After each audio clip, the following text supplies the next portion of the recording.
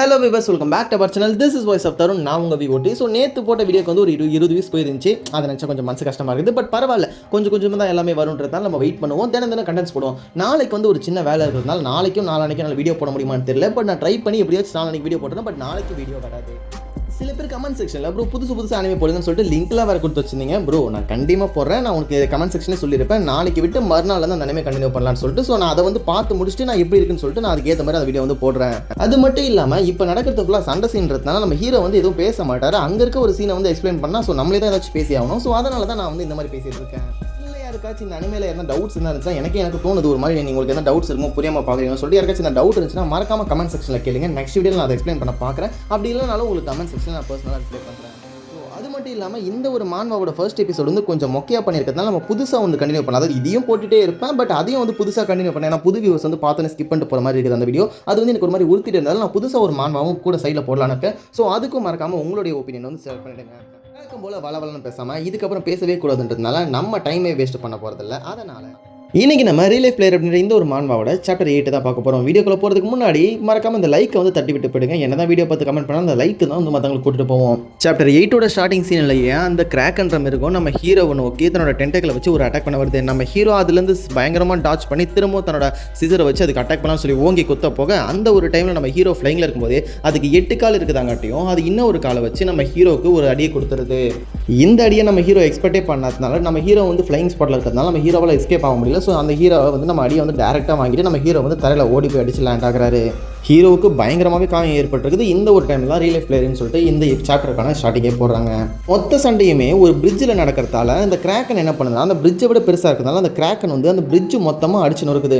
நம்ம ஹீரோவுக்கு நிற்கிறதுக்கு இடம் சரியில்லை. ஸோ சுத்தமாக நம்ம ஹீரோ வந்து தடுமாறாரு. ஏற்கனவே நம்ம ஹீரோ வந்து பயங்கரமாக அடி வாங்கி ரொம்பவுமே டேமேஜாக இருக்காரு. நம்ம ஹீரோ அப்படி கஷ்டப்பட்டு நிற்கிற அந்த ஒரு டைமில் ஒரு கண்டெய்னர் வண்டியை தூக்கி அந்த கிராக்கனோட டென்டக்கல்ஸ் மூலமா கண்டெய்னர் வண்டியை நம்ம ஹீரோ மேலே போட போகுது. நம்ம ஹீரோ மேலே வேகமாக அந்த கண்டெய்னர் லாரியும் வந்து வந்துட்டு இருக்கு. அந்த ஒரு டைமில் நம்ம ஹீரோ என்ன பண்ணுறான்னா அந்த சிசருக்கு ஒரு பயங்கரமான பவரை கொடுக்குறாரு. நம்ம ஹீரோவால் டாச் பண்ண முடியாதுன்றதுனால தன்னோட ஒட்டுமொத்த மானாவையுமே தன் கையில் வச்சுட்டு இருந்த அந்த ஒரு சிசர் இப்போதைக்கு அது ஒரு கத்தின்னு கூட மென்ஷன் பண்ணிக்கலாம். அந்த சிசரில் வந்து மொத்த மானாவை இது பண்ணி அந்த வர கண்டெய்னர் நோக்கி நம்ம ஹீரோ வேகமாக ஒரு ஸ்லாஷை பண்ணுறாரு. அப்படி பண்ண அந்த ஒரு ஸ்லாஷில் எதிரில் வந்த கண்டெய்னர் ஒரு சிசர் மூலமா கட் ஆகி 2 துண்டாக நம்ம ஹீரோ பின்னாடி போய் பிளாஸ்ட் ஆகி பயங்கரமான ஒரு லுக்கில் கொடுக்குறாரு. நம்ம ஹீரோவுக்கு இந்த ஒரு அட்டாக் பண்ண உடனே பாடி எல்லாம் ஒரு மாறுது. நம்ம ஹீரோவோட மானா மொத்தமே வந்து எல்லாமே வந்து ட்ரைன் ஆகி போயிடுச்சு. ஏன்னா பிகாஸ் நம்ம ஹீரோ வந்து ஒரு சின்ன பையன் பாடியில் வந்து இவ்வளோ மானா யூஸ் பண்ணக்கூடாது. ஸோ யூஸ் பண்ண நம்ம ஹீரோ வந்து டல் ஆகி அப்படியே கீழே விழுந்துடுறாரு. நம்ம ஹீரோவால் அந்த சிசரையும் எடுக்க முடியல, ஒன்றுமே பண்ண முடியல. பாடி வந்து அப்படியே பேரலைஸ் ஆகிடுது. நம்ம ஹீரோ சொல்கிறாரு, நான் என்னால் உடம்பு கூட மூவ் பண்ண முடியல, நான் இந்த இடத்துல வந்து தோற்று போக முடியல, என்னோட மானம் மொத்தம் காலி ஆயிடுச்சு, நான் இத்தனை நாளாக கஷ்டப்படுறது இத்தனை வருஷமாக நான் கஷ்டப்பட்டது என் பேரண்ட்ஸ் கூட வாழணும்னு சொல்லிட்டு நம்ம ஹீரோவோட கண்ணு வந்து அப்படியே கொஞ்சம் கொஞ்சமாக அந்த கிராக்கனை பார்த்துக்கிட்டே மூடுது.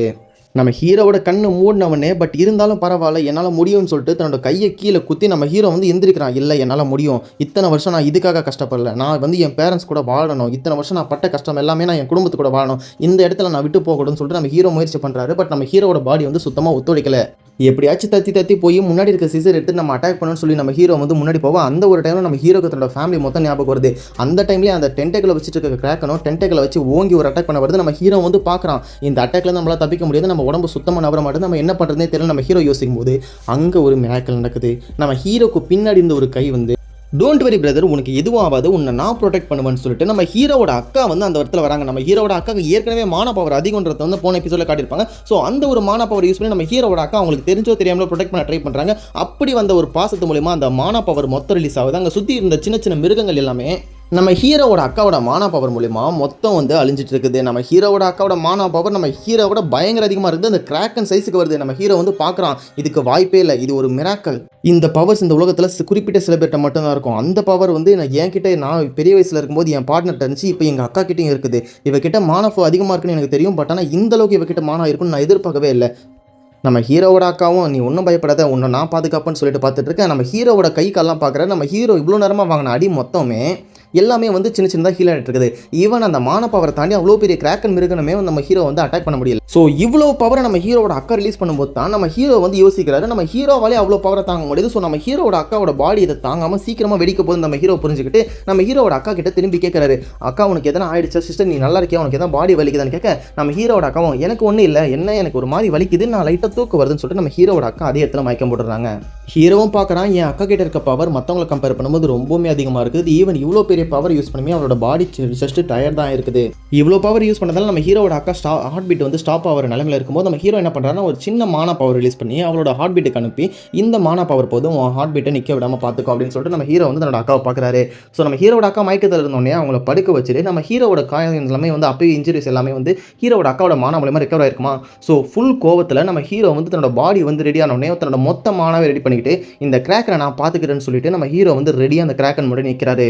அவரோட அக்கா மூலியமாக கிடைச்ச பவர் மூலியமாக ரொம்பவுமே அதிகமாக வந்து ஃபுல் எனர்ஜியில் இப்போ அந்த கிராக்கனை உன்னை நான் தனியாக தோக்கடிக்க போகிறேன், நீ என் கையால் தான் சாக போகிறேன், இதுக்காக தான் இத்தனை நாள் நான் வெயிட் பண்ணுறேன்னு சொல்லும் போதே நம்ம ஹீரோவை நோக்கி அந்த டென்ட்டுகளை வச்சு ஒரு அடி அடிக்க வரல.